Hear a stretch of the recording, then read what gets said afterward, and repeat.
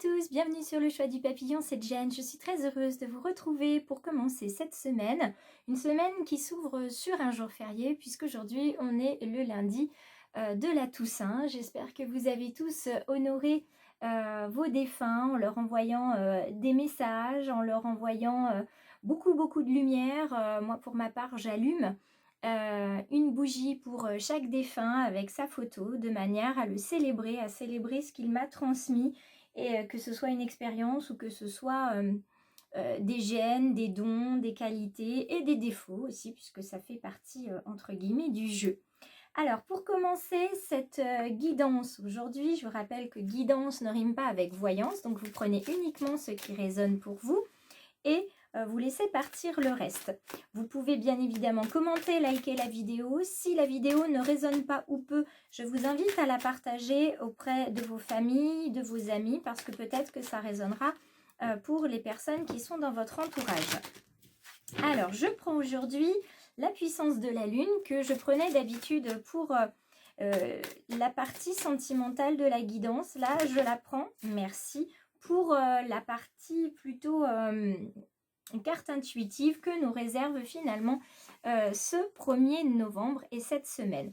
On est avec une lune en taureau, donc on va regarder de manière générale ce que nous indique cette lune en taureau avec le petit livret, puisque je continue de travailler dessus, mais c'est quand même un petit livret assez conséquent puisqu'il fait 170 pages, donc quand même, il faut que je m'y attelle et on va regarder tout de suite ce que veut dire la nouvelle lune en taureau. J'en profite pour vous rappeler aussi que il y a une guidance pour la nouvelle lune du 4 novembre. Il reste quelques places pour avoir une guidance sur ce live Facebook et je vais essayer de le coupler avec Insta. Mais je vous rappelle qu'il faut absolument réserver soit sur Insta, soit en message privé Facebook. Donc n'hésitez pas à le faire. Alors, cette nouvelle lune, c'est une nouvelle lune en fait où vous allez recevoir le signe que vous allez vivre en fait un moment important, ou alors c'est le moment qui va être important par rapport à une question que vous avez. On vous demande à ce moment-là de vous souvenir de ce qui s'est passé lors de la précédente nouvelle lune en taureau. Donc je vous invite à regarder quand était la dernière lune en taureau pour savoir ce qui s'est passé pour vous. Mais en tout cas, on vous dit que vous reprenez confiance, que vous vous rendez compte que les événements présents sont là pour vous aider à atteindre vos objectifs et ils ne sont pas là pour vous bloquer. Donc on vous invite à accueillir cette nouvelle lune avec confiance et volonté et que même si le rythme vous paraît lent, que ça n'avance pas suffisamment vite, c'est là pour que vous puissiez créer un nouveau chemin positif. Donc à partir d'aujourd'hui, on va créer un nouveau chemin positif et j'en suis ravie. Je continue toujours avec mon bel oracle du peuple animal. Je ne le laisse pas celui-ci parce qu'il est vraiment porteur de superbes messages. Et on a tous un lien, on a des animaux totems, on est tous attirés de près ou de loin par des animaux.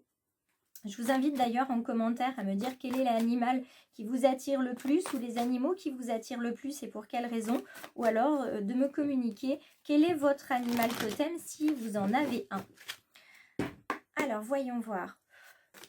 Quel est l'animal qui va nous accompagner en ce lundi 1er novembre? Il s'agit du lapin dans sa version droite. Alors, le lapin, c'est pas la première fois qu'on l'a. On l'a eu la semaine dernière, ce petit lapin. Ce petit lapin qui nous parlait de peur, qui nous parlait de choses à travailler et notamment à développer notre courage, et je sais que certains le font de manière très ardente et avancent très vite par rapport à leur peur. Là il y a aussi une question autour de la famille. Vous êtes en train de resserrer les liens autour de votre famille et vous voyez que votre fidélité elle n'a pas forcément été récompensée par rapport à certaines personnes, donc vous allez l'offrir à d'autres. Donc le courage, on vous dit, c'est pas une absence de peur, mais c'est plutôt l'autorisation qu'on se donne de vivre avec elle. Et c'est pas toujours simple. Donc là, on vous dit, faites face à la peur. Encore une fois, le message du guide est clair. Faites face à la peur. Ça vous aidera à vous développer, à avancer, puisque tant que vous avez peur, vous n'avancez pas. Et puis, c'est aussi un emblème de fécondité, de développement des projets. Donc là, il y a beaucoup de choses à faire par rapport à ça.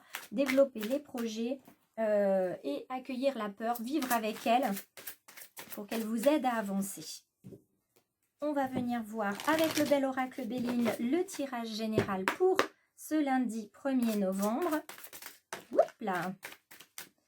Alors, hop. Une bonne nouvelle qui arrive vers vous, qui arrive vers nous. Là, vous voyez, on a vraiment la lettre, la bonne nouvelle. On a cette belle colombe. Moi, c'est des tourterelles hein, que j'ai depuis plusieurs semaines qui arrivent. Et je crois que l'apothéose, c'était hier, puisque j'en avais, hier ou avant-hier, j'en avais 37 dans mon jardin. Donc, c'est quand même pas mal. Ici, la carte du trafic, on vous dit qu'évidemment, il va y avoir une envolée ici. Et vous êtes protégé, mais vous avez quand même des personnes peut-être mal intentionnées autour de vous.